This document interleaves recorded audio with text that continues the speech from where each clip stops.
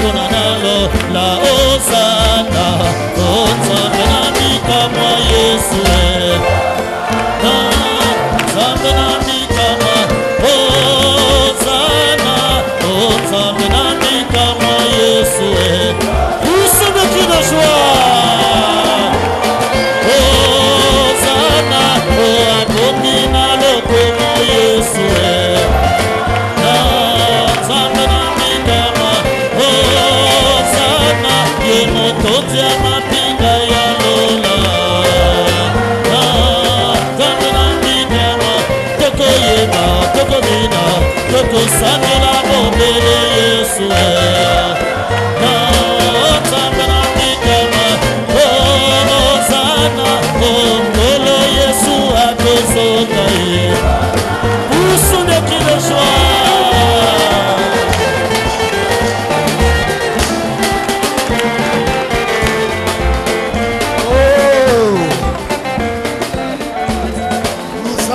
cette glorieuse promesse que nous le verrons là-bas. Dans la gloire, nous le rencontrerons. Mais avant de le rencontrer dans la gloire, tu dois le rencontrer sur la terre.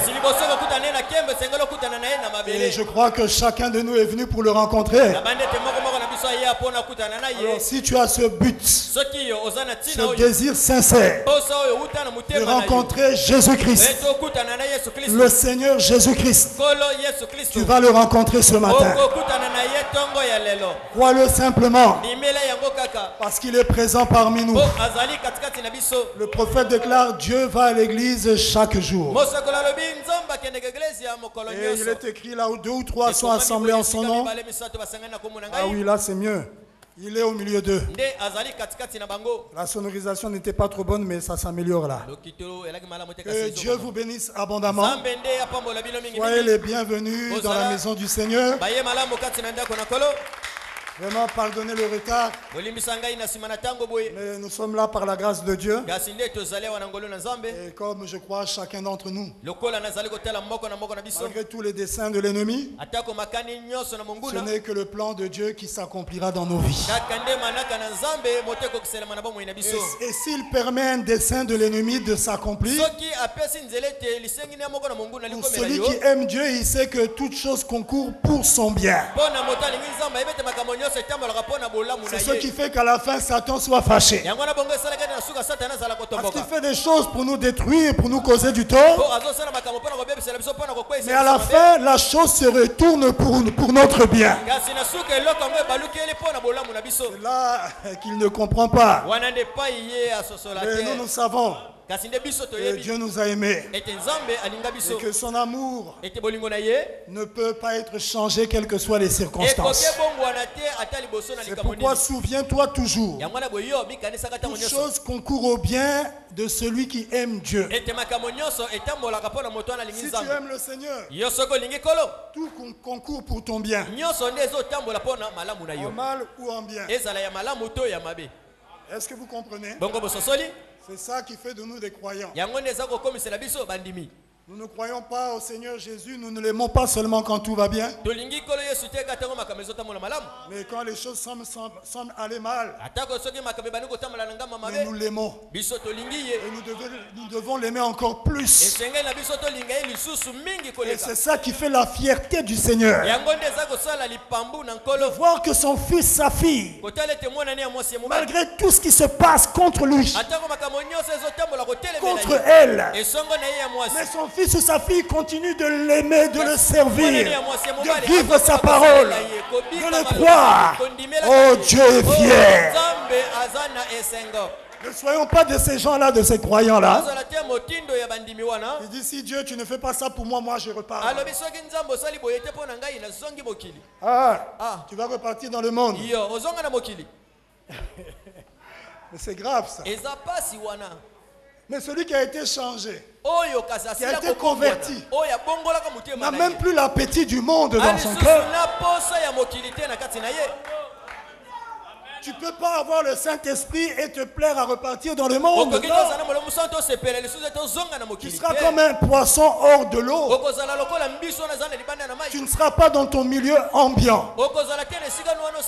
Tu seras mal à l'aise, non ambiant, je ne sais pas. Milieu ambiant, bon, c'est là, je ne sais pas. Tu ne seras pas dans la bonne atmosphère, tu ne seras pas heureux. Parce que tu n'es pas là où tu devrais être. Nous avons été prédestinés à être et à vivre dans la parole. Quelles que soient les circonstances. Servons-le, croyons-le. Et obéissons notre Dieu. Il est fidèle, il prend soin. Et je suis heureux de savoir que je m'adresse à ce genre de croyants qui croient ce qui vient d'être dit. Est-ce que vous croyez ça? Alors est-ce qu'on peut acclamer le Seigneur?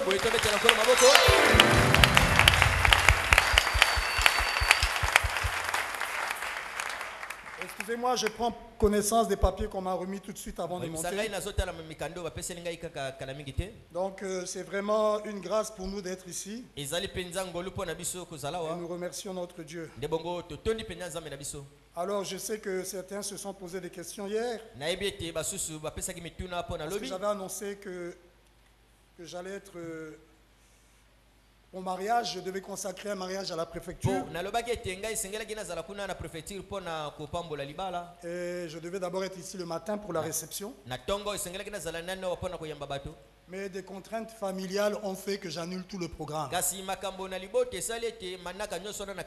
a fait que je ne sois pas le matin pour la réception et au mariage là-bas. Et j'avais appelé le pasteur Drancy pour qu'il nous remplace là-bas. Vous allez vous dire, mais pourquoi pas le pasteur Ludovic? Le pasteur Ludovic, depuis hier matin, se trouve en France. Donc, il est rentré.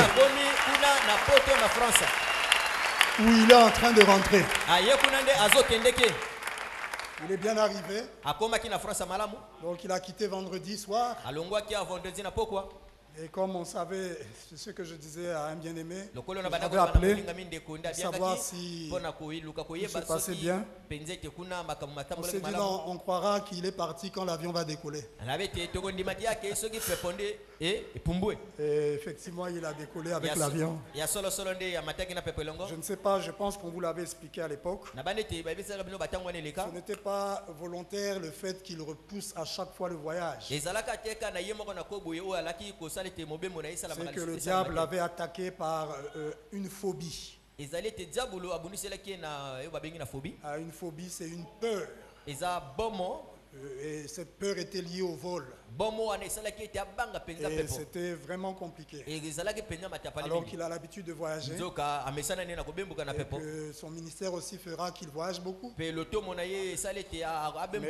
diable avait combattu depuis déjà plusieurs mois, presque un an. Et Dieu nous avait donné les précisions d'où ça venait, comment ça avait lieu, comment ça avait commencé. Et à chaque fois qu'il programmait le voyage, c'était compliqué. C'était vraiment difficile. Alors on avait prié plusieurs fois. Mais vous savez, Dieu fait tout en son temps. Et aussi toutes choses concourent au bien de ceux qui aiment Dieu. Donc Dieu voulait aussi qu'il reste parmi nous. Mais c'était pas facile, surtout avec sa famille. Quand je parle de sa famille, c'est son épouse et les enfants. C'est ce qui avait fait qu'il annule son voyage et qu'il fasse venir sa famille. Ça avait commencé bien avant que sa famille ne vienne. Mais la victoire a été remportée.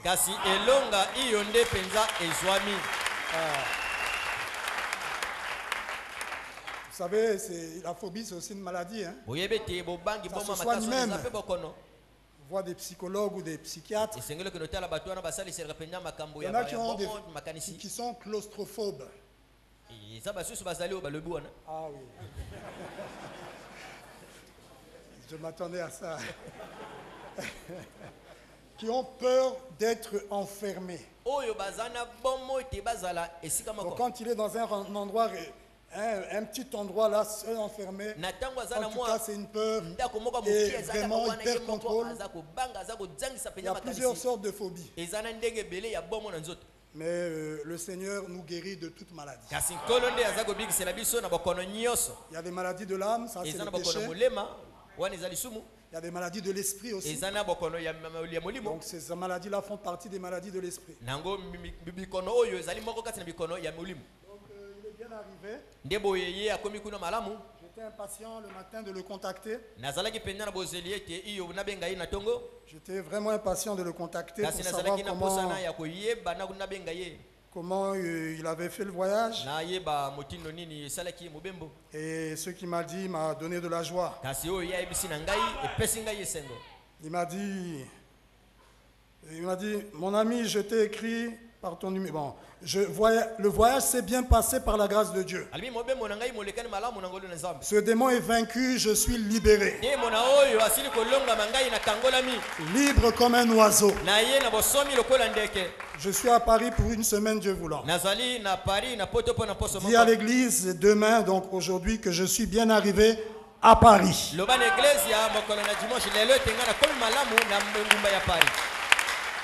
Et il a conclu, je prie pour toi.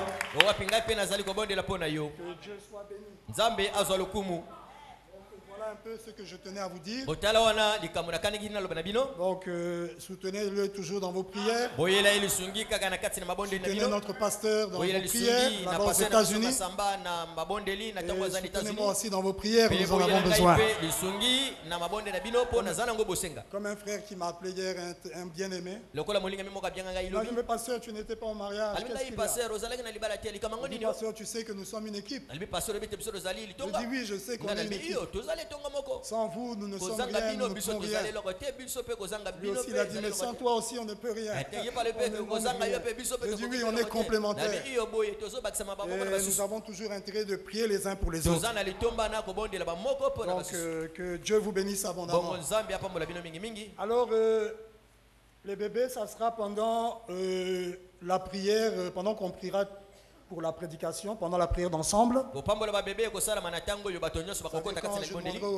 À l'église de prier. À ce moment-là, nous prions souvent pour des cas ici. Et les parents qui ont des bébés pourront les amener ici.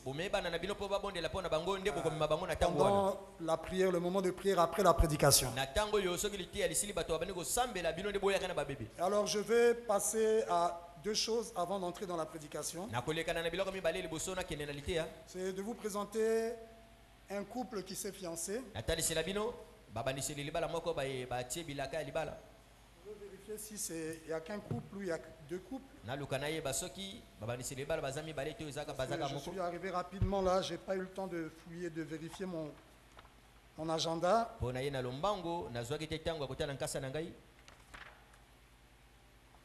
Le premier couple, c'est... j'invite le frère Jonathan Wenadio à avancer ici.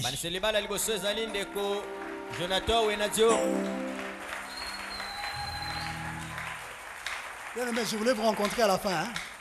À la fin. Le frère Jonathan Wenadio. Ndeko Jonathan Wenadio.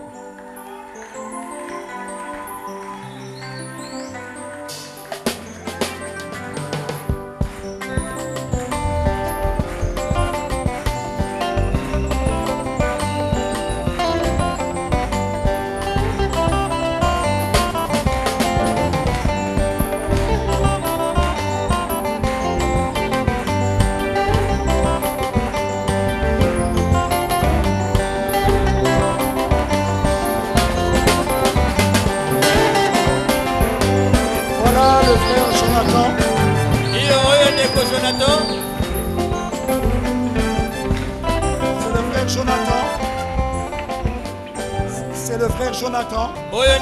Jonathan. Celle qu'il a choisi.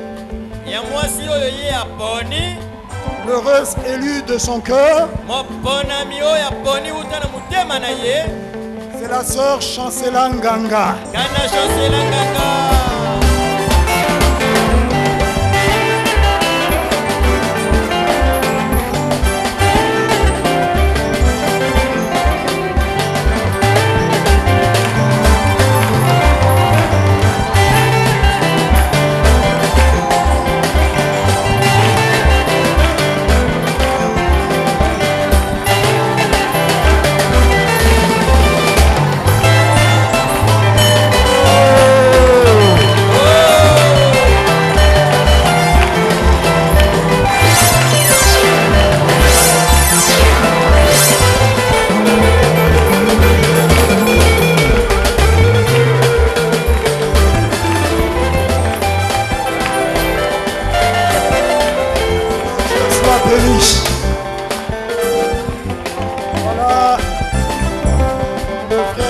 Jonathan Wenadio et la sœur Chancela Nganga.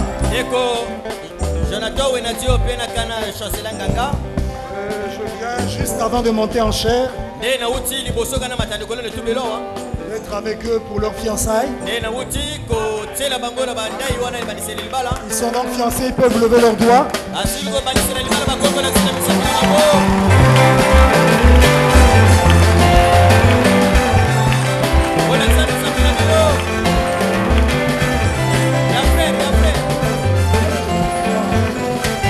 Ok.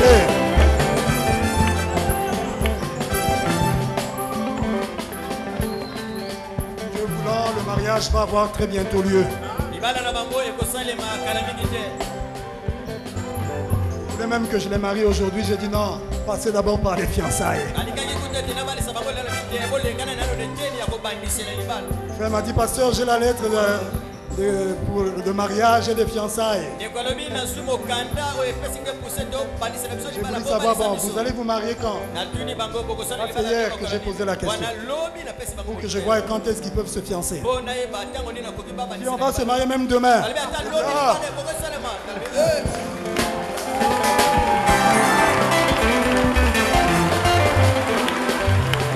J'ai dit, je sais que ça brûle. Mais quand même, le prophète déclare que le mariage, c'est en 3 étapes.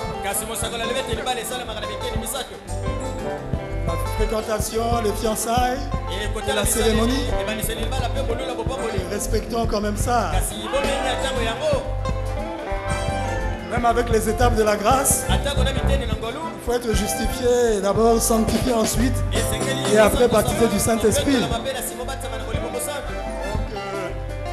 voilà un peu. Que Dieu les bénisse abondamment. Ah, pardonnez-moi. Vous pouvez vous rasseoir.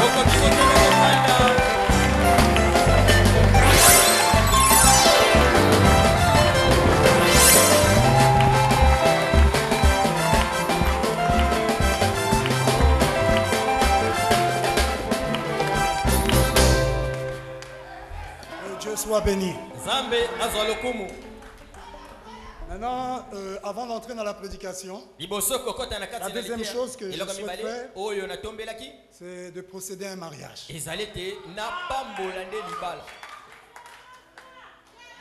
Le frère voulait, non, passer au bureau. J'ai dit, mais pourquoi au bureau, il n'y a rien? Tout est en ordre, non, à la chair. Avant la prédication, on vous marie. Et vous vous asseyez, vous écoutez la parole. C'est bon. N'est-ce pas que la meilleure fête, c'est de fêter avec le Seigneur en mangeant la parole? Alors, je vais inviter le frère Ndamba Prince à avancer. J'espère qu'il est là. Le frère Prince Ndamba, qu'il avance ici. Oh, voilà, il arrive.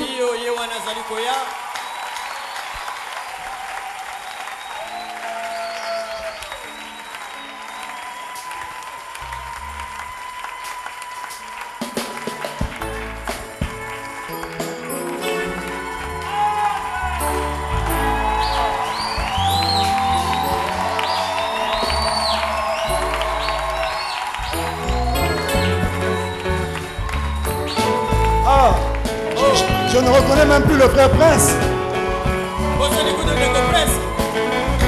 Moi, en costume, c'est bien aussi. Nous avons des bien-aimés. Le son, non, c'est qu'il y a, je ne sais pas, c'est comme il y a l'écho, le son n'est plus bon là. Le son n'est plus bon, je ne sais pas. Essayez de... Vous qui êtes à la cabine, sortez un peu pour écouter. Ouais. Ok, là c'est maintenant bien.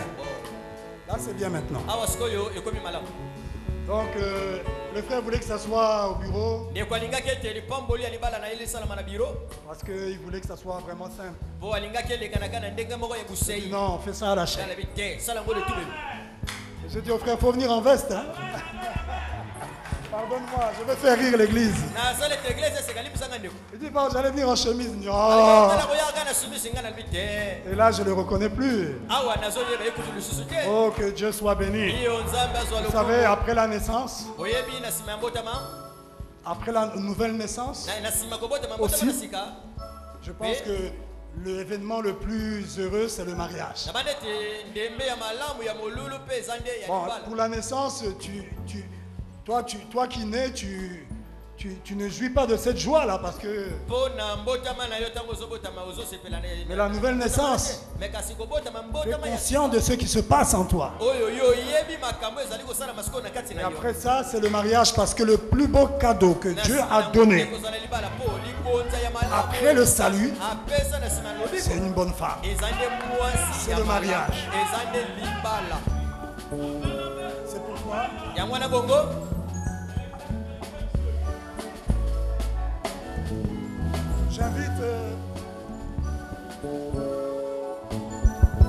j'invite la sœur Adeline Bazebi. Adeline Bazebi.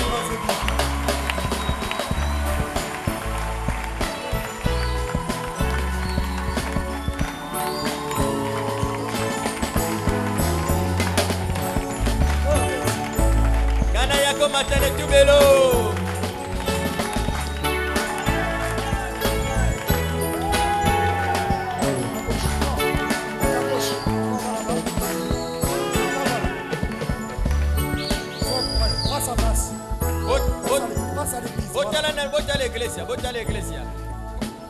Voilà le frère Damba Prince et la sœur Adeline Bazebi, qui est aujourd'hui devant l'église, devant cet auditoire, vont se promettre fidélité, amour et honneur. Si l'un d'entre vous connaît une chose, l'un d'entre vous assis ici bien sûr, connaît une chose qui peut nous empêcher de marier ce couple,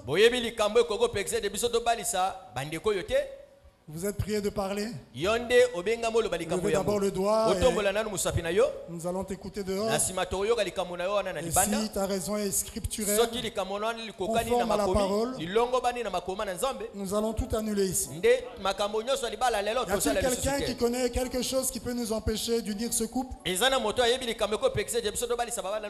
S'il y a quelque chose qui se lève et qui lève le doigt, nous allons t'écouter. Et si tu connais quelque chose et que tu ne veux pas parler, alors tais-toi pour toujours. Et nous, on n'est plus responsables. Alors, y a-t-il quelqu'un qui connaît quelque chose qui peut empêcher ce mariage? Président, il faut regarder l'auditoire. Diakondosh, regardez dehors. Bon, pour ceux qui sont dans la rue, c'est pas évident d'aller voir un doigt là-bas. Sinon qu'ils viennent ici. Au balcon, Diakoumaya, y a-t-il un doigt? Il n'y a aucun doigt. On peut acclamer le Seigneur.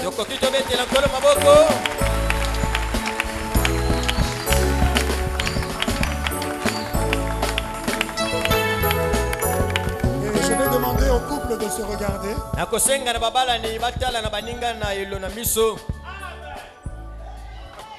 Aussi vrai qu'au jour du jugement, les secrets des cœurs seront dévoilés. Si vous connaissez quelque chose qui peut nous empêcher de vous unir dans les liens sacrés du mariage, vous êtes prié de parler maintenant. Le prince, il y a quelque chose? Non, pasteur. Ok. Frère Adeline, il y a quelque chose? Non, pasteur. Okay. Gloire à Dieu. Alors, nous pouvons procéder.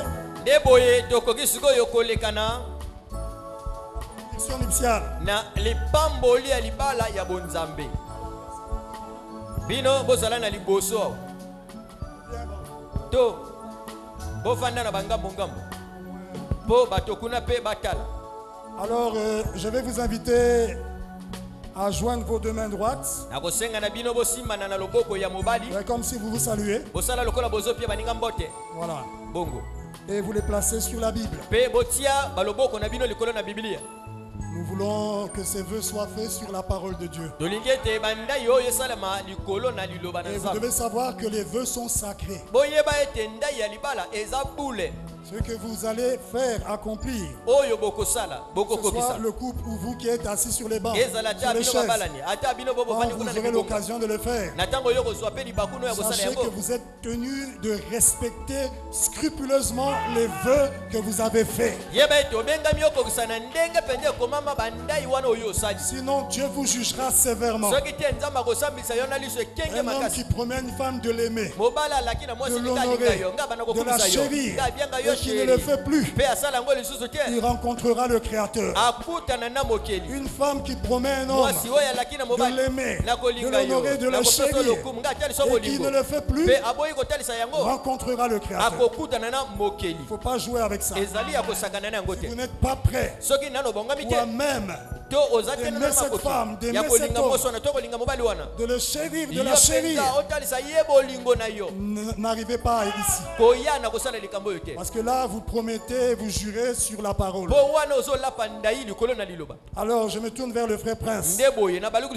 Frère Prince, acceptes-tu la sœur Adeline comme ton épouse légitime, ta compagne de la vie? Promets-tu devant Dieu et devant cet auditoire de l'aimer, de l'honorer, de la chérir, dans la maladie ou dans la bonne santé, dans la richesse ou dans la pauvreté? Promets-tu de lui être fidèle, de t'attacher à elle seule et d'oublier toutes les autres aussi longtemps que vous serez tous deux en vie? Frère Prince, le promets-tu? Oui, pasteur, je le promets.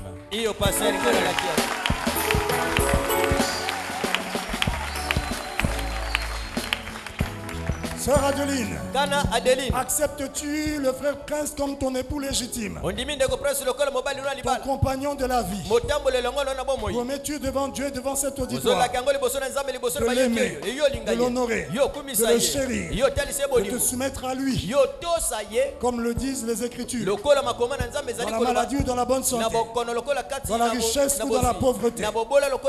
Promets-tu de lui être fidèle, de t'attacher à lui seul et d'oublier tous les autres aussi longtemps que vous êtes tous deux en vie? Le promets-tu, sœur Adeline? Oui, pasteur, je le promets. Que Dieu soit béni.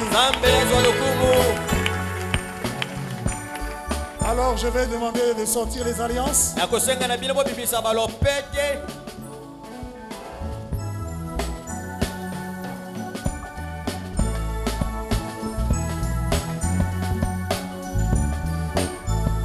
Un mariage doit avoir un signe.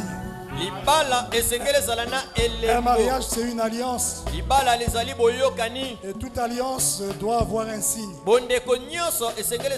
Et pour le mariage, c'est l'anneau que vous connaissez.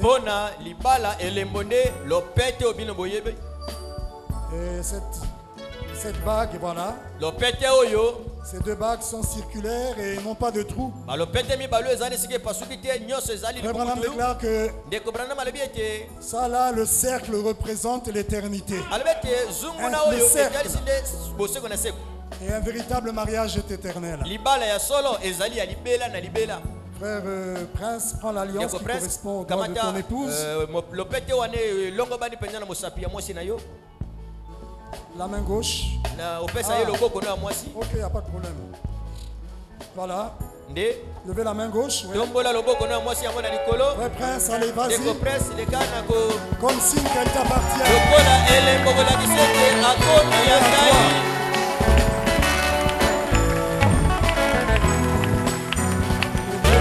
Que Dieu soit loué. C'est toi aussi. Tu fais la même chose. Comme signe qu'il t'appartient. Il est à toi. Ye akomi ya yo. Vous appartenez l'un à l'autre. Alors, vous allez joindre vos deux mains droites et les placer encore sous la Bible. Je vous invite à vous lever. Nous allons prier. Demandez à Dieu de bénir le couple. Oh Père béni. Oh Papa Molingami. Toi le Dieu riche en miséricorde. Le Dieu plein d'amour. Toi qui nous as aimés. Et tu as voulu que cet amour soit reflété sur la terre par l'amour qu'avait Adam vis-à-vis d'Ève. Car toi, tu es le second et le dernier Adam. Et nous sommes Ève spirituelle. Tu avais uni le premier couple. Notre père Adam et notre mère Ève. Tu avais uni notre père Isaac et notre mère Rebecca. Toi l'auteur du mariage. Toi qui as institué le mariage. Je t'invoque Père. Alors que ce couple vient de se choisir et de confirmer leur choix comme compagnon de la vie. Oh Père, oh Papa, bénis les Seigneurs comme tu avais béni Adam et Ève dans le jardin d'Éden, comme tu avais béni Isaac et Rebecca. Bénis le frère Prince et la sœur Adeline, qu'ils soient bénis sur tous les plans, spirituel, matériel et financier. Sois l'autre invisible dans leur foyer. Dans ce monde où tout est corrompu, où rien n'est stable, où les tribunaux regorgent de plein de dossiers de divorce. Qu'il n'en soit pas ainsi pour ce couple. Que leur cœur soit uni l'un à l'autre. Accorde le Seigneur. Sois l'autre invisible dans leur foyer. Qu'il soit un modèle d'un couple qui s'aime. Partout ils vivront. Un modèle d'un couple chrétien qui vit la parole, qui soit fécond, Père, qu'ils aient des enfants et qu'ils vivent heureux dans l'attente de ta venue. Que toutes les forces du mal contre eux soient nulles et sans effet, et qu'ils soient protégé, béni par toi. Je viens, Père, en tant que ton serviteur, sur la base de la commission que tu m'as donnée pour prêcher le message du temps de la fin. Je déclare le frère Prince et la sœur Adeline unis dans les liens sacrés du mariage. Je les déclare mari et femme au nom du Seigneur Jésus-Christ. Amen. Amen. Amen. Amen. Vous êtes mariés? Vous êtes mariés? Ce sont des émotions. Des émotions. Alors, frère Prince, embrasse ton épouse.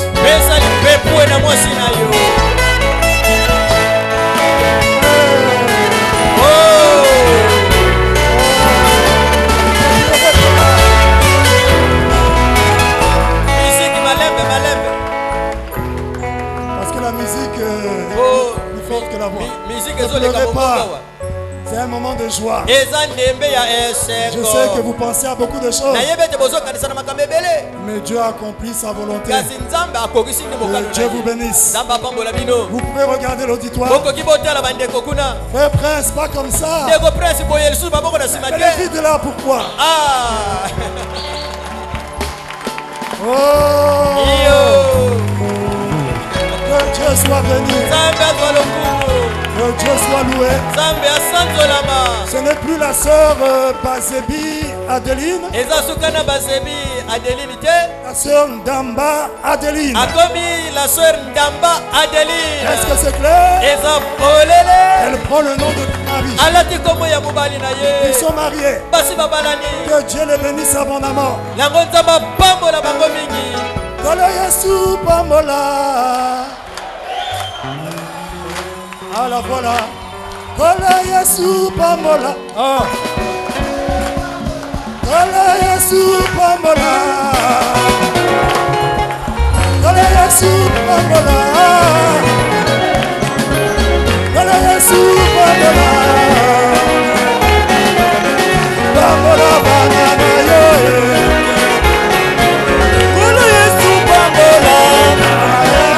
Pambola. Ikondi na moto pambola.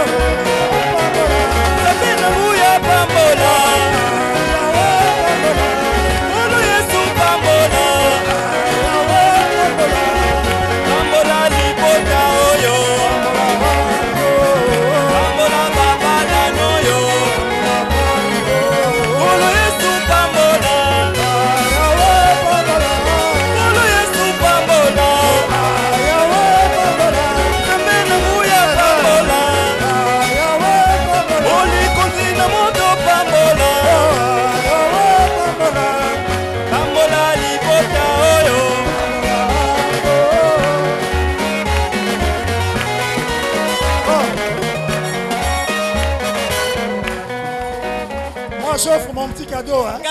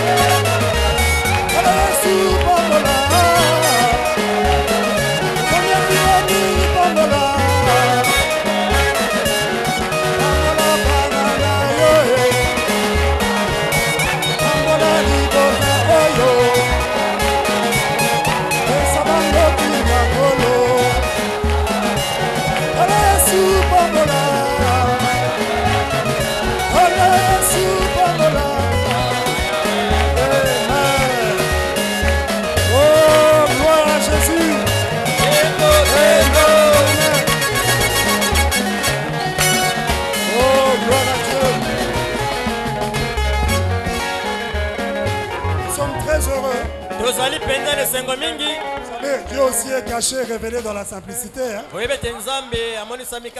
ne veux pas dire que les mariages pompeux, Dieu n'est pas là, non. La simplicité aussi, c'est Dieu aussi est là dedans.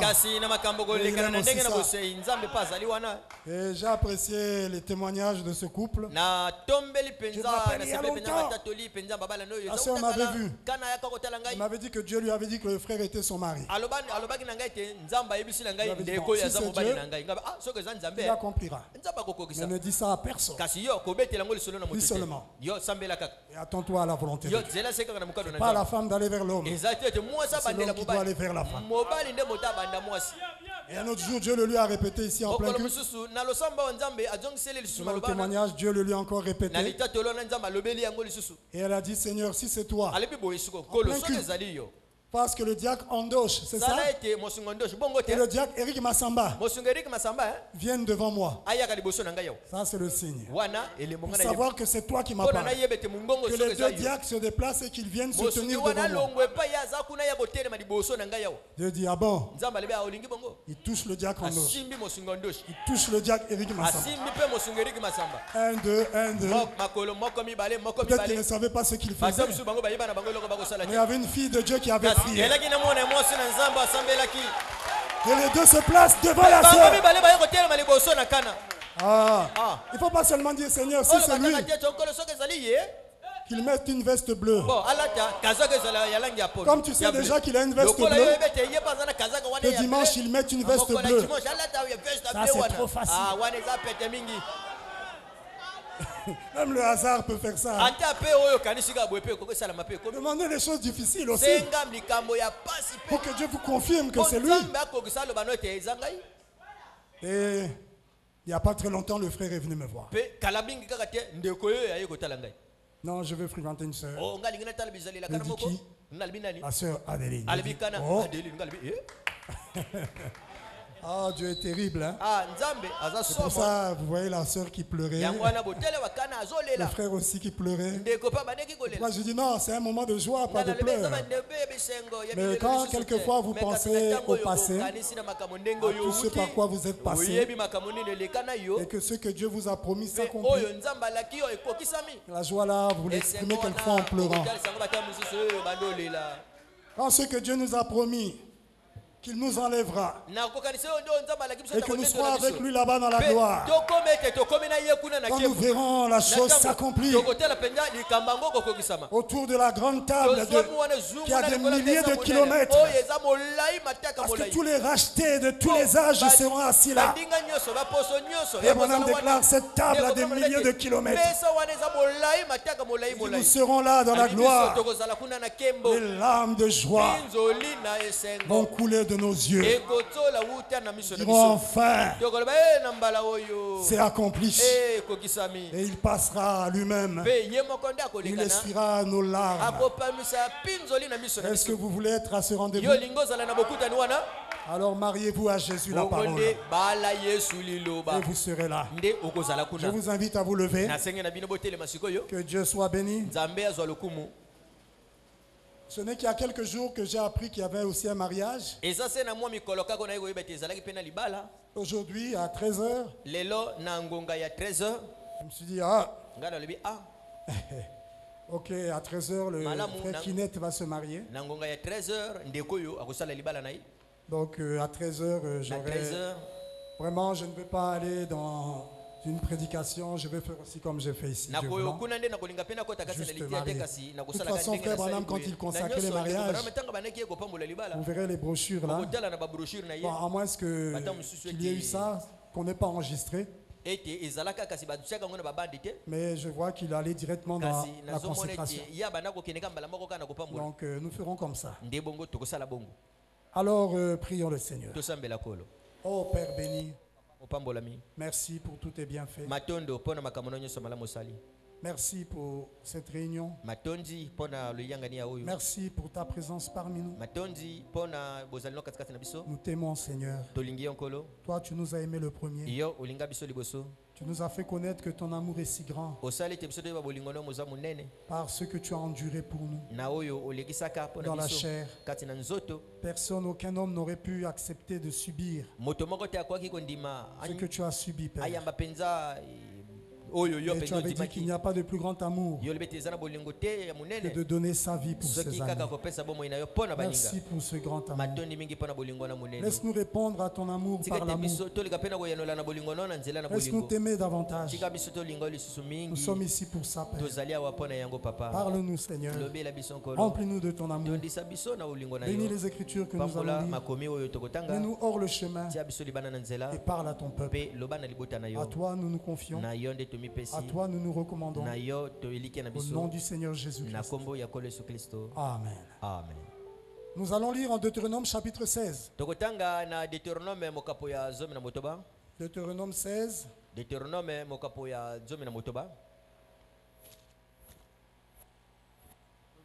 Les versets 16 et 17. Excusez-moi. Versets 16 et 17. Il est écrit. Et 3 fois par année, tous les mâles d'entre vous se présenteront devant l'Éternel ton Dieu, dans le lieu qu'il choisira, à la fête des pains sans levain, à la fête des semaines, c'est-à-dire la fête de Pentecôte, et à la fête des tabernacles. On ne paraîtra point devant l'Éternel les mains vides. Deutéronome chapitre 11. Non, lisons d'abord Jérémie. Jérémie chapitre 2. Lisons d'abord Jérémie chapitre 2. Le verset 21. Et ensuite nous irons à Ézéchiel chapitre 17. Au verset 8. Mais là c'est Jérémie 2, 21.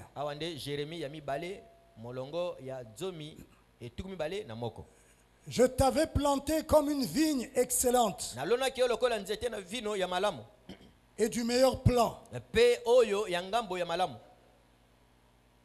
Comment as-tu changé?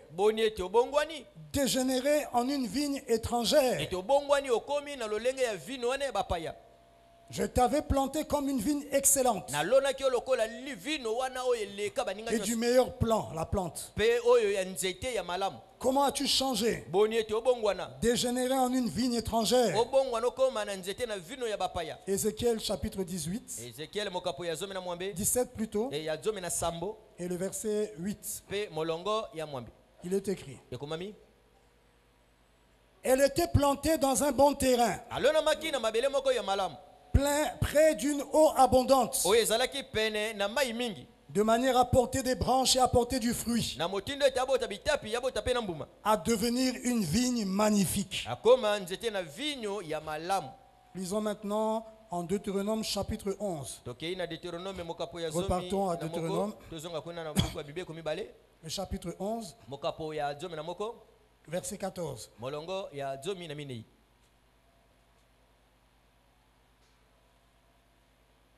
Il est écrit. Je donnerai à votre pays la pluie en son temps, la pluie de la première et de l'arrière-saison. Et tu recueilleras ton blé, ton mou et ton huile.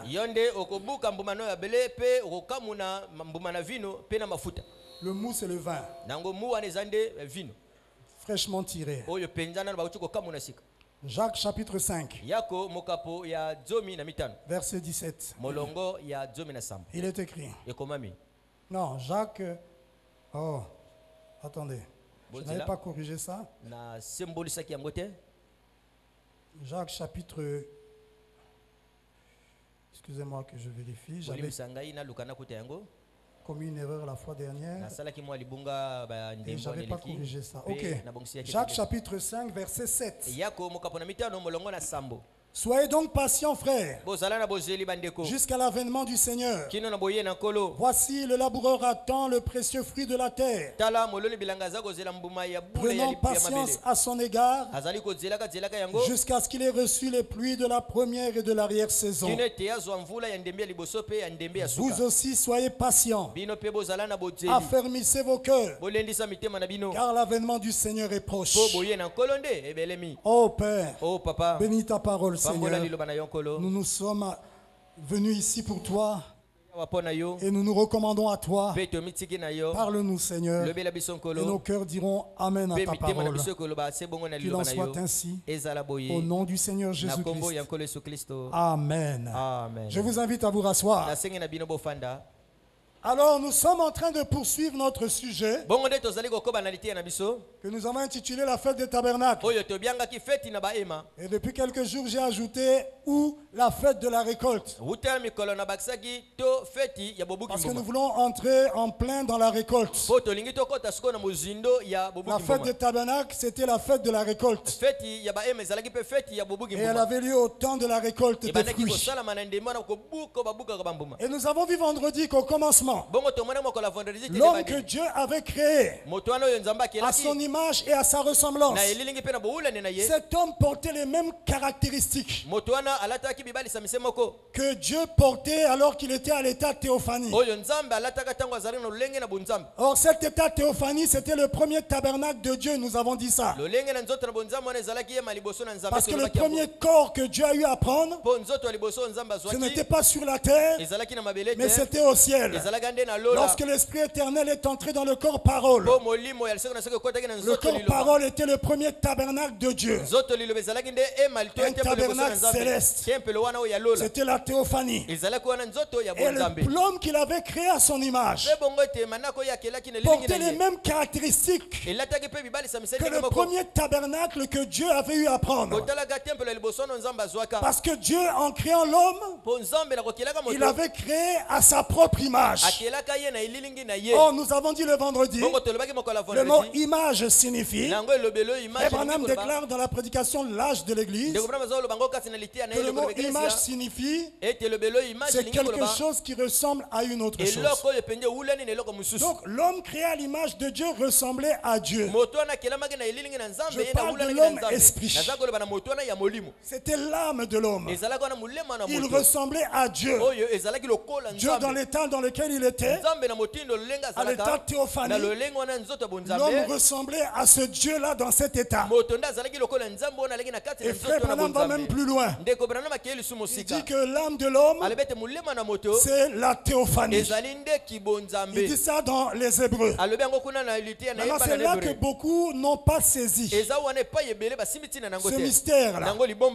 C'est pourquoi certains enseignent que la théophanie est en nous. Non. Il ne faut pas mal comprendre ce mystère. Il est vrai que Frère Branham déclare que l'âme de l'homme est cette théophanie.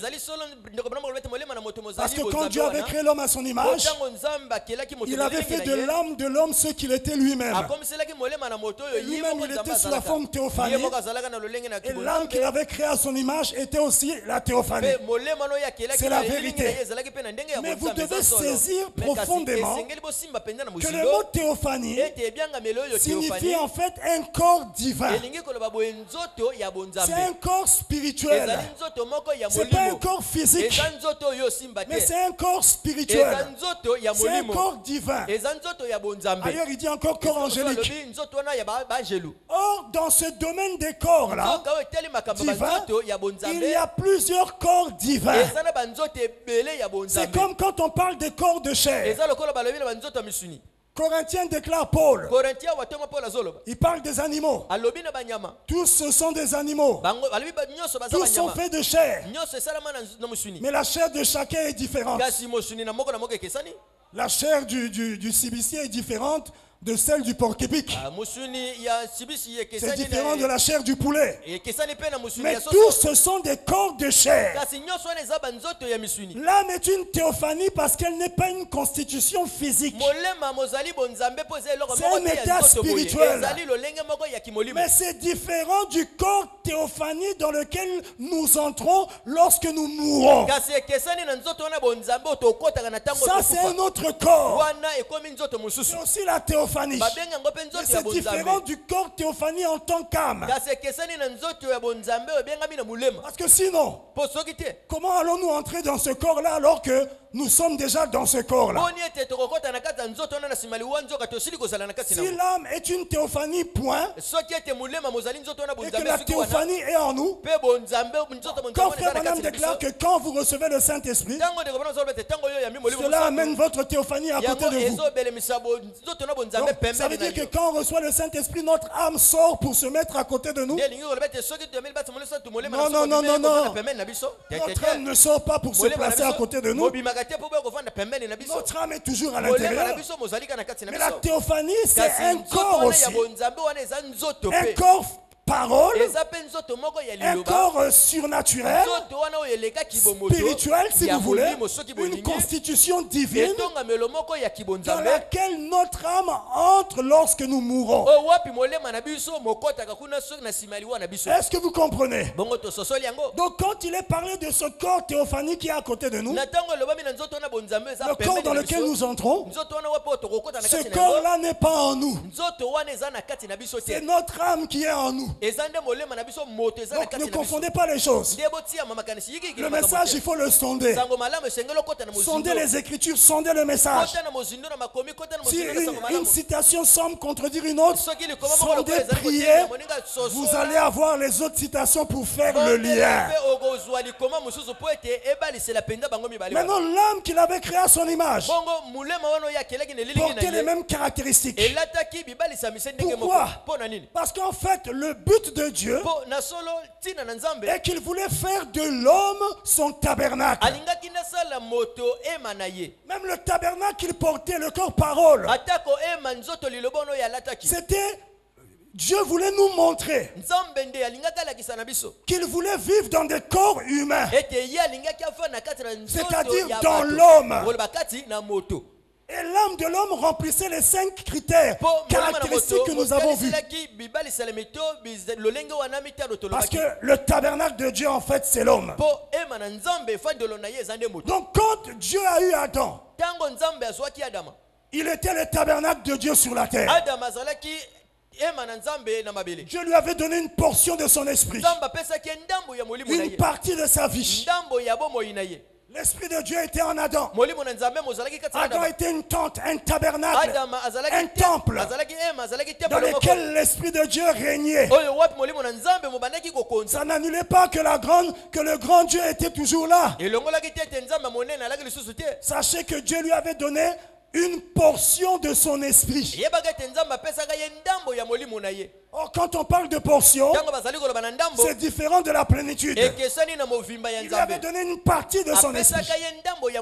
Parce que même quand Dieu nous donne une partie, ça n'annule pas que ce Dieu-là existe toujours. Le jour de la Pentecôte, la colonne de feu est descendue. Elle s'est subdivisée. Elle est entrée dans les 120. Si c'était nous avec quelquefois la mauvaise compréhension du message, on allait dire donc Dieu là n'existe plus. Il est seulement dans les 120. Mais pourtant, quand Saul persécutait et que Dieu voulait appeler Saul, qui est-ce qu'il a croisé? La même colonne de feu. C'est pourquoi les choses de Dieu sont spirituelles. Et c'est un mystère. Quelle que soit ta compréhension, ou quelle que soit la révélation, il y a toujours un élément surnaturel là. Quand tu veux comprendre Dieu avec ta tête, tu vas te cogner la tête, te casser la tête sur le mur. Mais Dieu se croit, il ne se comprend pas. S'il y a une chose du message que je ne comprends pas, c'est pas un problème, je le crois. Le reste, je remets ça à Dieu. Voilà l'attitude d'un croyant. Le croyant ne croit pas parce qu'il comprend, mais il croit parce qu'il a en lui quelque chose qui l'amène à croire. Et tu ne peux pas croire s'il n'y a pas quelque chose en toi pour croire. Mais les véritables croyants du Seigneur le croient sous la base de sa parole. Même s'ils ne comprennent pas. Pierre n'avait pas compris. Quand Jésus avait dit, si vous ne buvez de mon sang, si vous ne mangez de ma chair, vous n'avez pas de part avec moi. Ils ne comprenaient pas. Et les autres qui voulaient comprendre pourquoi, ils ont dit, ah, ça là, il veut faire de nous des vampires. Il veut faire de nous des cannibales. Voilà, on savait qu'il y avait quelque chose derrière. Ils sont partis. La grande majorité, c'était même des prédicateurs qu'il avait envoyés.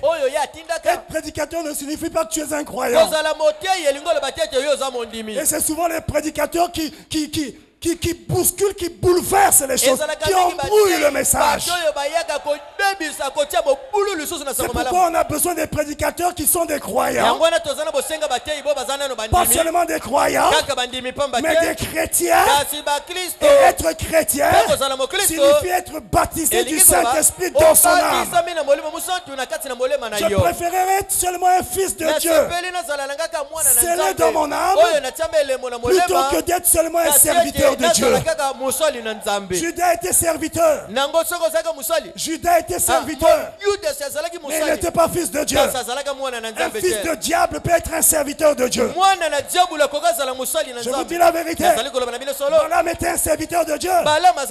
Il avait de vraies prophéties. Il a même prophétisé sur l'étoile qu'il devait venir en Israël. Il a vu ce que Daniel avait vu ensuite. Il a parlé de la venue du Messie. Le Shiloh viendra. Une étoile se lèvera. Il a vu, il a prophétisé. Des prophéties exactes. Des prophéties parfaites. Mais il se retrouve où? Dans l'abîme. Est-ce que tu es avec moi? Je préfère être un fils de Dieu qui a le Saint-Esprit, qui vit la parole, plutôt que d'être un simple serviteur. Est-ce que tu es avec moi? Est-ce que tu es avec moi? Ils ont quitté le Seigneur parce qu'ils n'avaient pas compris. Et le Seigneur voulait faire le tri. Dieu ne compte pas son groupe. Mais Dieu pèse son groupe. Dieu a besoin de la qualité, pas de la quantité. Il cherche la vraie nature prédestinée. Dieu n'a pas besoin des ramassis. Dieu cherche les véritables croyants. Et à travers les âges, Dieu n'a toujours eu besoin que de quoi? Des véritables croyants. Est-ce que vous êtes avec moi? Nous ne comprendrons pas tout. Mais croyons ce que Frère Branham a déclaré. Adam était le temple de Dieu. Dieu lui avait donné une portion de son esprit. Mais le grand Dieu venait toujours le visiter. Au temps du soir, il communiait avec eux. Et pourtant Adam avait l'esprit de Dieu en lui. Est-ce que vous êtes avec moi? Il était le temple de Dieu. Et il possédait en lui des grandes qualités, de très grandes qualités. Mais lorsque la chute a eu lieu, l'homme a perdu toutes les qualités qu'il avait. En tombant de la parole, il a perdu les grandes qualités qu'il avait reçues de Dieu. En tombant de la parole, il a perdu la lumière. Il a perdu ses vertus. Il a perdu son pouvoir de la création par la parole parlée. Et c'était la chute. Mais Jésus, le second Adam, et le dernier Adam, était venu pour racheter l'homme et pour le ramener à toutes ces grandes qualités qu'il avait perdues en Éden. Est-ce que vous êtes avec moi? Et Jésus a accompli le plan de la rédemption. Nous avons le droit aujourd'hui de retourner à la parole. Nous avons le droit de revenir à la lumière. Nous avons le droit de recevoir les vertus. Et nous avons le droit de prononcer la parole. Et la chose s'accomplira. Est-ce que c'est clair? Qui a fait ça? Jésus-Christ, notre parent rédempteur. Il n'a pas racheté ses droits pour lui-même. Il les a rachetés et il nous les a donnés. Est-ce que vous êtes avec moi? Mais il devait accomplir ce rachat au travers d'un processus. Et ce processus consistait à ce qu'il devait d'abord verser son sang à la croix. Il devait mourir, être enseveli, ressusciter, être enlevé. Et le jour de la Pentecôte, il devait renvoyer son esprit. Dans quel but? Il avait déclenché le retour aux droits que nous avions perdus. Mais tous ces droits n'ont pas été donnés à la première église à la Pentecôte. Mais ça suivait un processus. La preuve que tous ces droits n'ont pas été donnés à la Pentecôte, c'est qu'on n'a pas vu à la Pentecôte le titre de propriété revenir. Ils avaient la puissance de Dieu. Ils avaient le Saint-Esprit.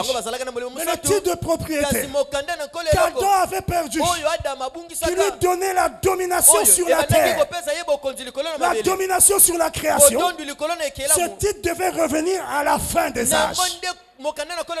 C'est pourquoi à la fin des âges, on a vu Apocalypse 10 s'accomplir. Et un ange puissant descend. Et il avait dans sa main un petit livre ouvert. C'était le titre de propriété qu'Adam avait perdu et qui devait être restauré à l'homme dans notre âge. Donc la pleine restauration de ce que l'homme avait perdu, c'est dans notre âge. Est-ce que vous êtes avec moi? Maintenant, le jour de la Pentecôte, Dieu avait renvoyé son esprit. Et il avait eu un chant. Parce que souvenez-vous, il s'était présenté comme le grain de blé. Il faut que le grain de blé tombe et meure. Sinon, il ne portera pas de fruits. Jésus s'était aussi présenté comme étant le cep. Et le cep, c'est le pied de la vigne. Et le jour de la Pentecôte, il avait eu un champ avec des fruits. Il avait eu une vigne qui portait des fruits. Et c'était là le but pour lequel il avait suscité cette vigne. Un arbre ou un champ. Un champ peut avoir beaucoup d'arbres qui devaient porter des fruits. Et ces arbres portaient des fruits le jour de la Pentecôte. Écoutez, frère Branham, la restitution de l'arbre épouse. Paragraphe 100. Mais Dieu parle ici dans Joël. Dieu parle de son arbre fruitier qu'il avait planté. Dieu avait planté un arbre fruitier. Il l'avait planté le jour de la Pentecôte. Et il a fait pousser cet arbre dans un but. Il voulait qu'il porte son fruit. La parole. La parole de Dieu. Il voulait une église qui pouvait garder sa parole. Tout le long de l'âge, Ève avait failli. Pour ce qui est de garder la parole. Les Juifs avaient failli. Pour ce qui est de la garder. La loi avait failli. Tous avaient failli. Ainsi, Dieu l'avait planté. Un arbre. Un arbre. Et cet arbre-là que Dieu avait planté le jour de la Pentecôte et qui portait des fruits, la parole appelle cet arbre une vigne. Comme je l'ai dit, c'était la vigne de Dieu. C'était l'héritage de Dieu. C'était l'arbre de Dieu. C'était l'église du Dieu vivant. L'église qui est née à la Pentecôte. Et lui-même Jésus était le cep. Dans la prédication, pourquoi certaines personnes ne peuvent pas conserver la victoire? Je vous conseille de lire cette brochure. Pourquoi certaines personnes ne peuvent pas conserver la victoire? Avoir la victoire, c'est une chose. Mais la conserver, c'est autre chose. Or, donc, comment puis-je vaincre? Frère Branham déclare, vaincre, c'est garder la vie en soi. Donc, il faut conserver ce que tu as reçu. Mais ce n'est pas là notre sujet. Dans la prédication, pourquoi certaines personnes ne peuvent pas conserver la victoire? Prêché le 24 mars 57. Paragraphe 42. Là, au commencement, cet arbre, l'héritage de Dieu, là jadis, qui était sa vigne, son arbre, c'était une nouvelle église. L'église qui est née à la Pentecôte, c'était l'arbre de Dieu. C'était sa vigne. C'était l'héritage de Dieu. Est-ce que tu es avec moi? Dans l'âge de l'église d'Éphèse, la prédication, au paragraphe 152. Ce n'est pas le livre de l'exposé, pas le livre, mais la brochure, la prédication. Au paragraphe 152, Frère Branham déclare, la vraie vigne, la vraie vigne, la vraie église qui était dans cette église d'Éphèse, c'est-à-dire dans l'âge d'Éphèse, il y avait une vraie vigne, la vraie église. Donc l'église de Dieu, c'est la vigne de Dieu. C'est l'arbre fruitier qu'il avait planté le jour de la Pentecôte, afin qu'elle produise des fruits. Et elle avait produit effectivement des fruits. Donc Jéhovah Jireh partie 1. Prêché le 2 avril 64. Paragraphe 128. Écoutez. Au jour de la Pentecôte, quand le Saint-Esprit descendu au jour de la Pentecôte, la vie fut donnée à l'église. Et cette église commença immédiatement et produisit des fruits. Est-ce que tu es avec moi? Cette église, cette vigne avait produit des fruits. Là-bas, au temps de la Pentecôte, il dit, immédiatement elle produisit des fruits. Et un livre des actes sur ce qu'elle fit. Parce que c'était Christ dans les apôtres. Et c'était ça le but de Dieu. Que cette église puisse porter des fruits. Mais écoutez, j'avais dit et je répète, et j'insiste, peut-être que certains aussi auront cette question. Comme un chef bien-aimé m'a posé la question, m'a envoyé des citations, montrant que la première église, parce que j'avais dit qu'elle n'était pas arrivée à la maturité, j'avais dit que le fruit n'avait pas atteint la maturité. Il est vrai que pour qu'un arbre donne des fruits, l'arbre d'abord doit atteindre la maturité. Ensuite, il donne des fruits. Mais les fruits qu'il donne ne sont pas mûrs. Il y a une autre maturité liée aux fruits. Est-ce que tu es avec moi? L'arbre, oui, pour donner des fruits doit être mûr. Mais les fruits là ne sont pas encore mûrs. Jusqu'à ce qu'ils restent dans la présence du soleil. Est-ce que tu es avec moi?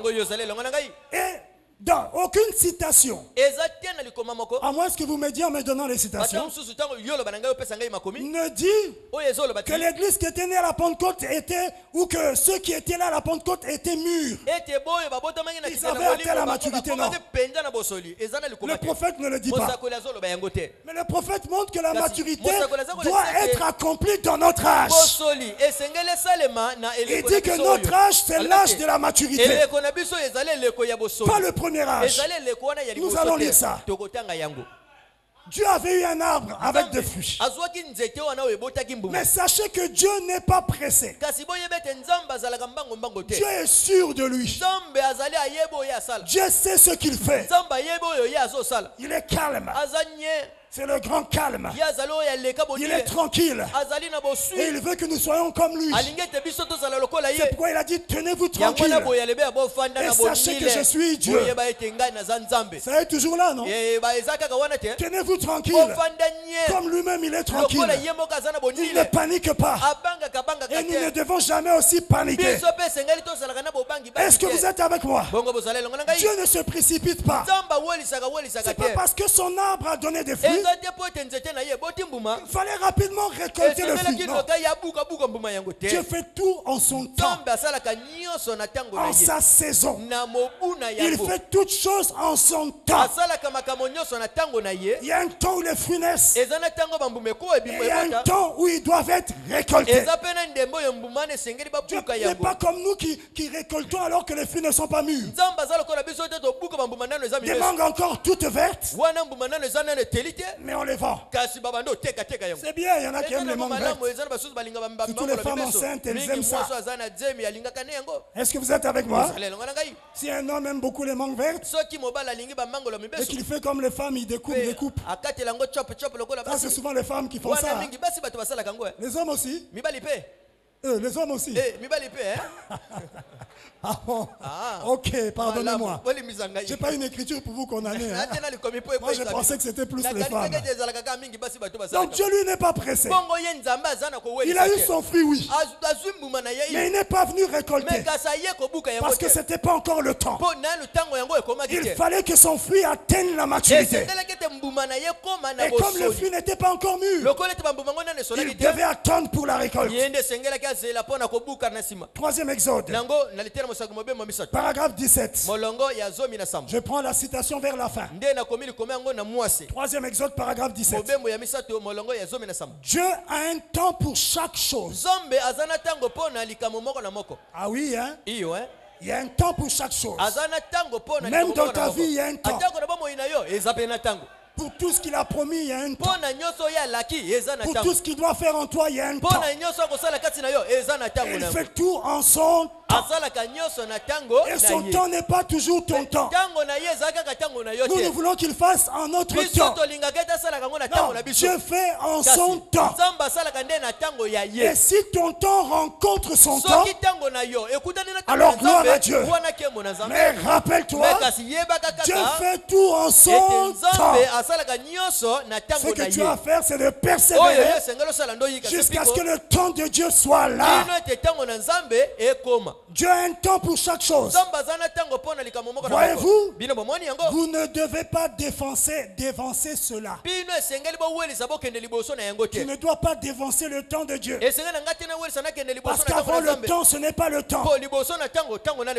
Et même pour qu'une chose soit dans la volonté de Dieu, il y a 5 conditions. Frère Branham en parle d'en rendre un service à Dieu en dehors de sa volonté.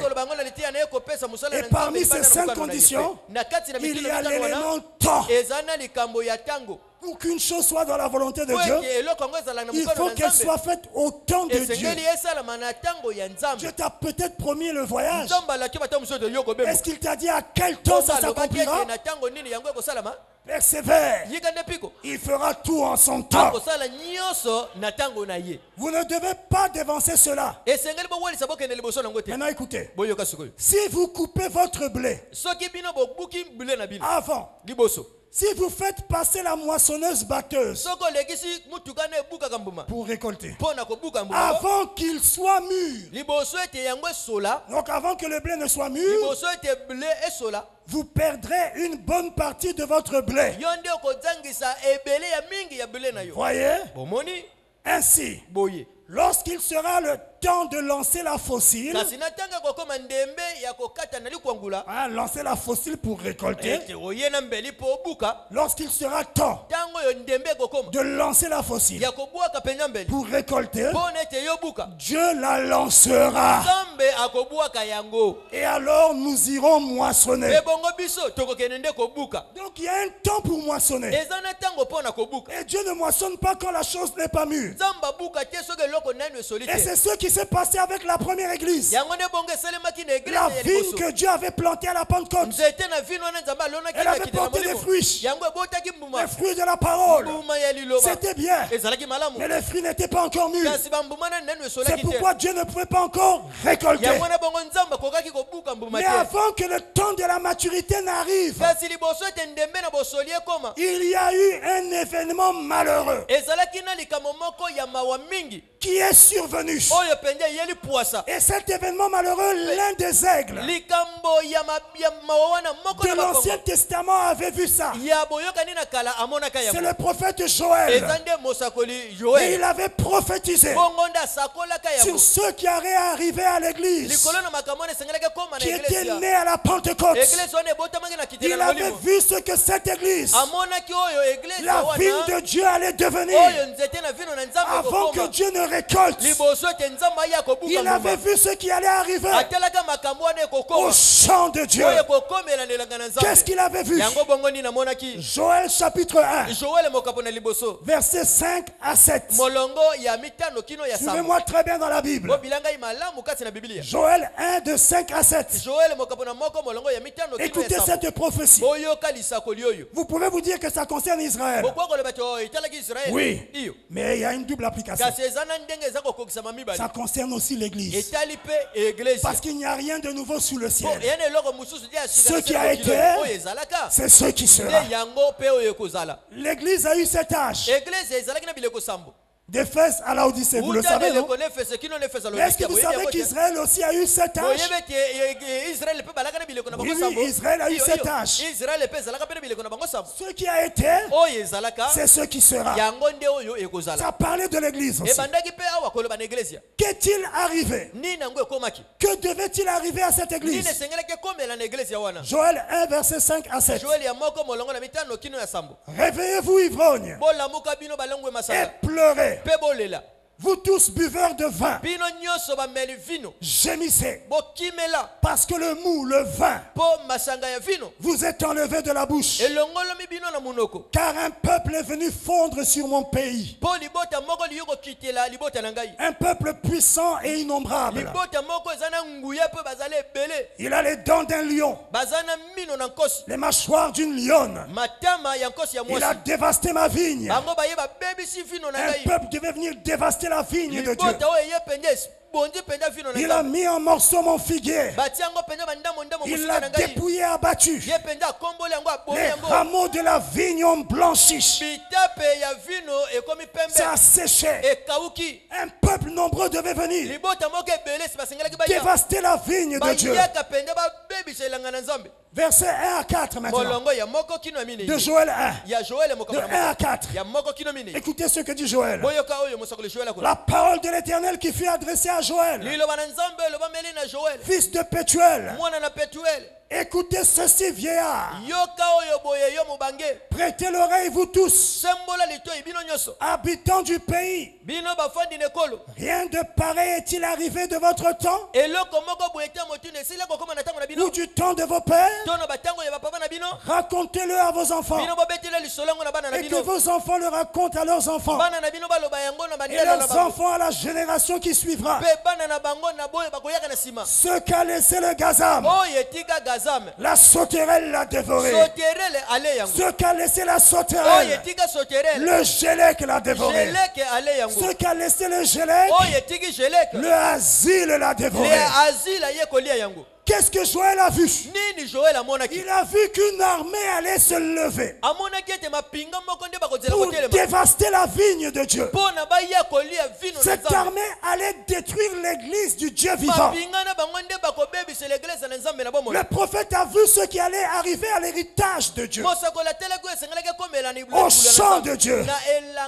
Il dévoile que ces 4 insectes, le gazam, la sauterelle, le gélec et les asiles, qui allaient détruire la vigne de Dieu.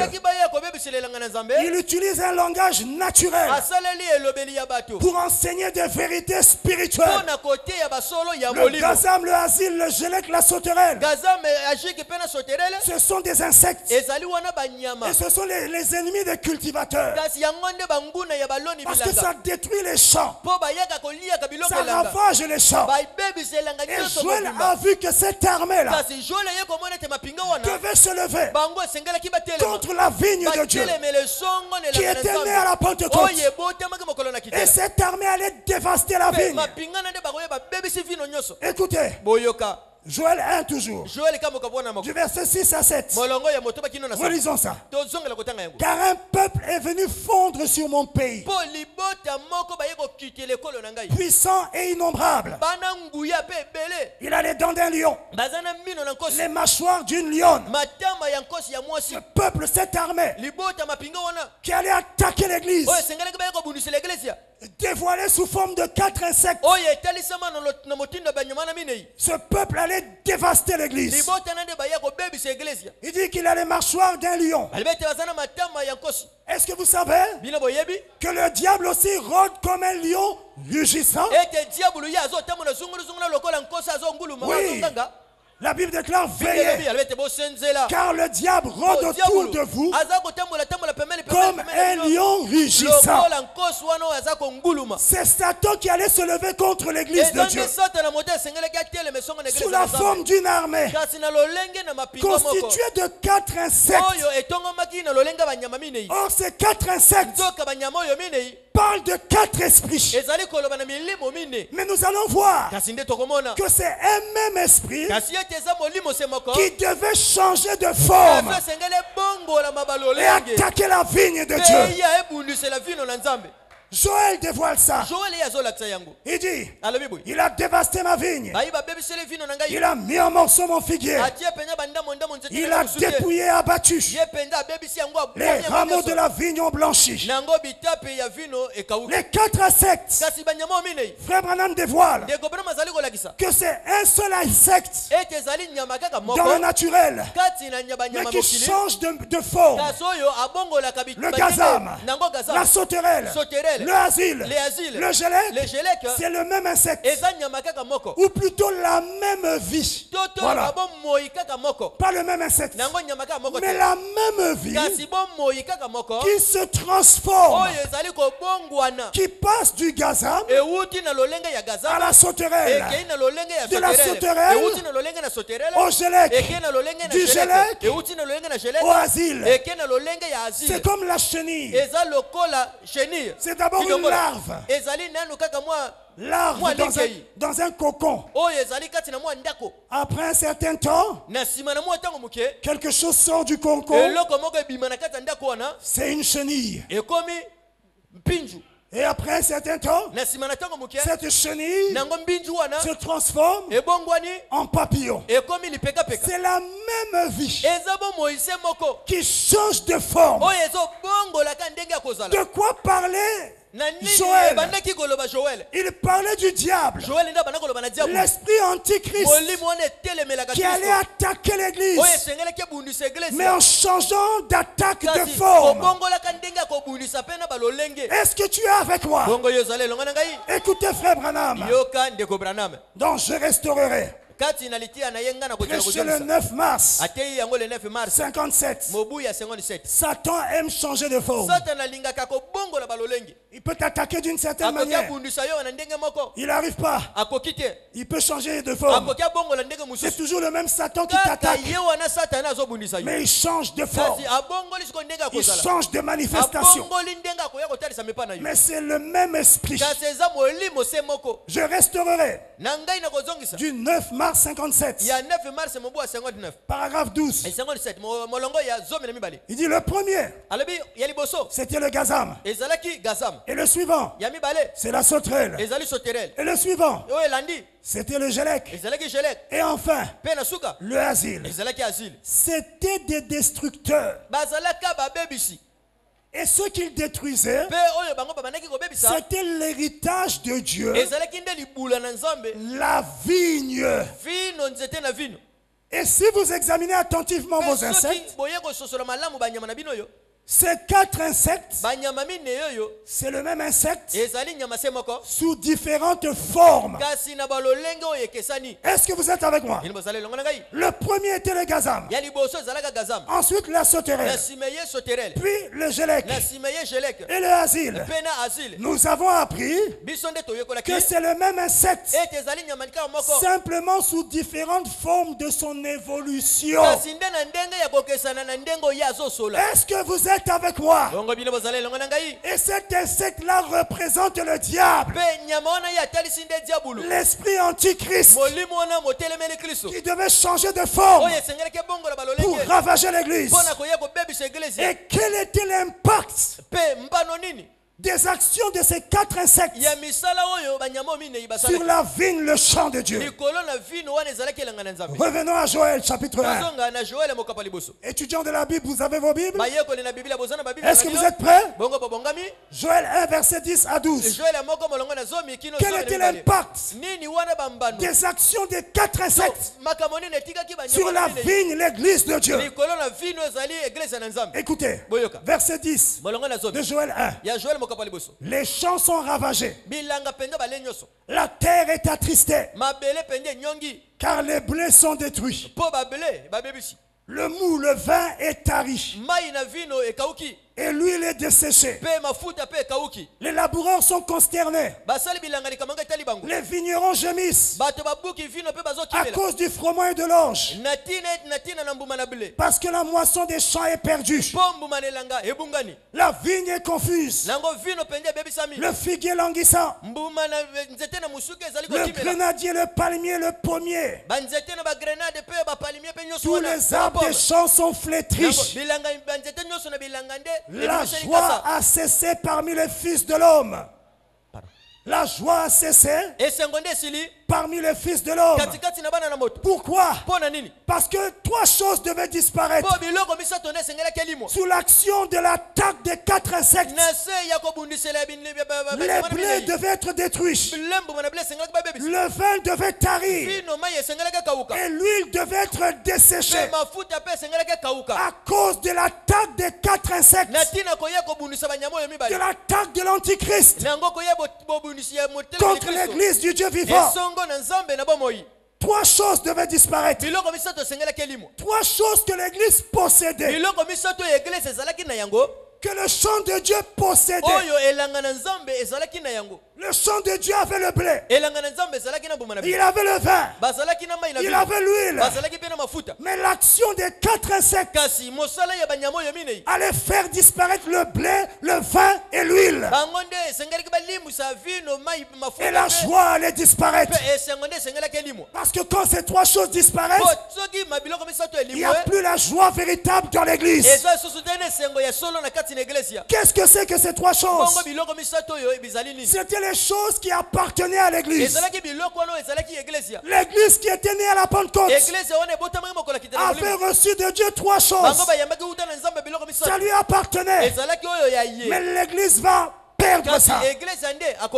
Écoutez, frère Branham, je restaurerai du 9 mars 57, paragraphe 13. Bon, si la Pentecôte a été la vigne de Dieu, c'était la nouvelle vigne qui avait poussé. Alors ces 4 destructeurs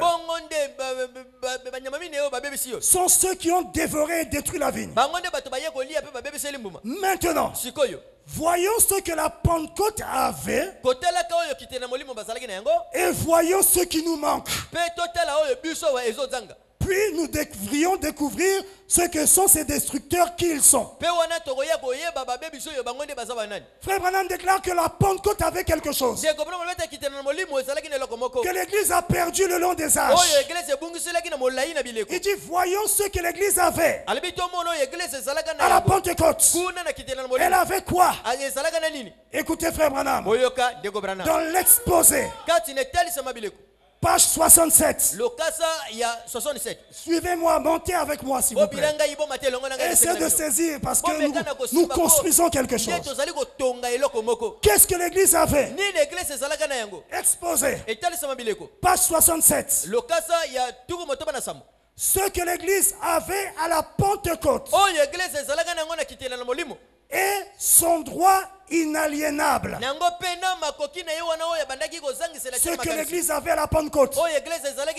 Donc l'église à la Pentecôte avait reçu certaines choses. Qu'est-ce qu'elle avait?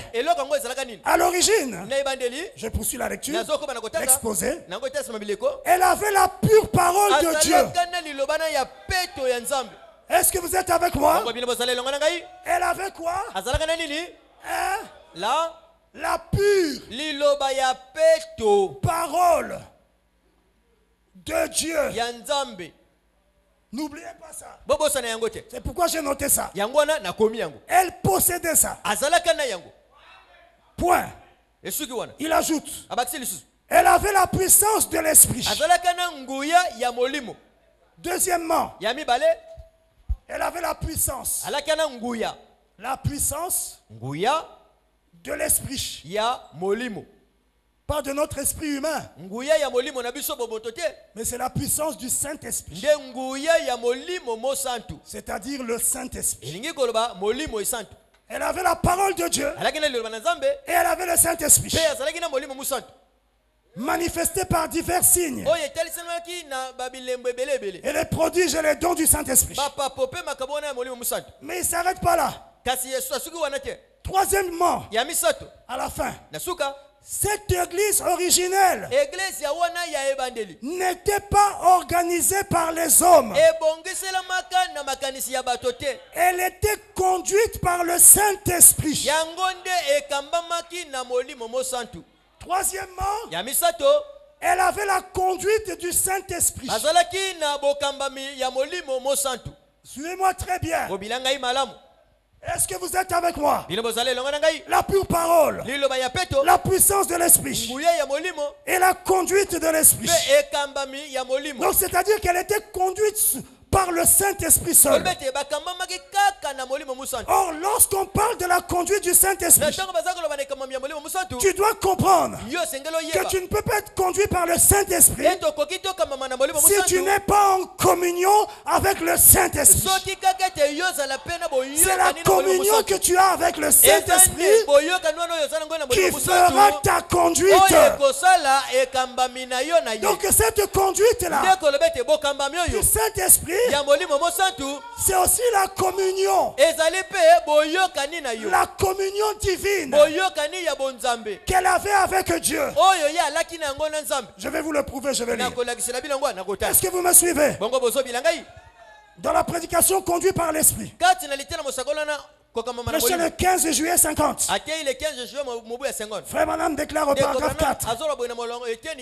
Et maintenant, l'une des plus merveilleuses choses pour Dieu et pour le chrétien, le lien de communion entre Dieu et les chrétiens.